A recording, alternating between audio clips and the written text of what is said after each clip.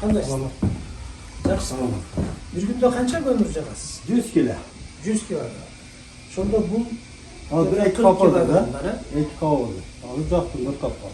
Baktım kilo. Biri 50 kilo. 50. Ha tartlap kaptaşıp koygan içine. Ha, kap menen turab içinde. Ko'mir qanday? Mayli açık koygan. Ko'mir qanday? Kömür yaxshi. Tölke elga otanda.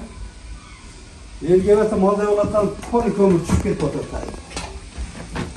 Mana ko'rganda mana ko'mir shu bo'yda tushib o'tirdi. Mana kömür shu bo'yda tushib o'tirdi. Ne çoğurar gene sirkan. Sirkan. Ana yerda qarag'lar poli kömür. Kul qilmoqchi tashlab o'tirdi. Gazi yo'q. Ha, buni astidan olib turib qayra üstüne çok bo'lib turganda solib qo'ysangiz bo'ladi. Onda çok bo'lib turganda üstüne solib qo'ysangiz qayerga? Şunu üstüne de teşrif koyuyor mu? Bu yoqqa o'zimcha jiyma olaylik. O bizge elge vakit vermeydi de ki.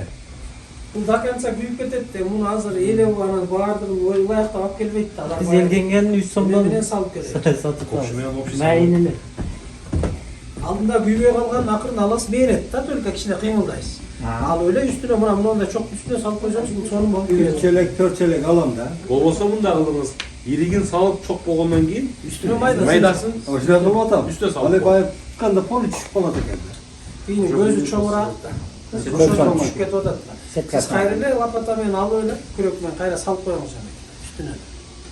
Ama gönüllü sapat жақсы. Şunların kaytaş gerekler. Büyük mektepleri dağı, bala vakçalar dağı. Jana gömürgө düşüp atkan ortomçular ошондо жок. Kömür bir жақсы. Bultur начарada. Bir kömür жақсы. Bir başka okuma. Maladestan aldı. Жетекчилерine göz karandı da көп нерсе. Ya bulturu yamak dene algan. Isıp aytedi. Vay mala soğuk adam. 8 sonra ömrümüz yeter bir sezon. Yok. 15 tonla kente oldu bizge. Yok bizde başka bir yer çıkmıyor. Noray Mektebi'de bayağı kova 30 tonla 31 tonla kadar da başka düşük falan. Bunlar tayar.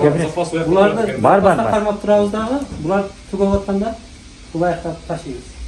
Bizde oşanlar bulalım. Kıskas mesele bu başı. Mesela çok. Biz 100% Ömür çok bol kaldı bu kışlı Ya, orada.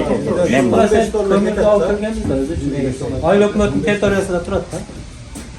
Size de üç kalsa nasıl olsunuz üç kömür? Samata kaynanıyor. Türkiye kaynayıp gitti. Tayin cevap koyardı. Samata kaynanar. Bu koşumça cardan var. Aldı motor kişileri kıl aylantılar meytet aldı. Sonra da koyar birden giyin.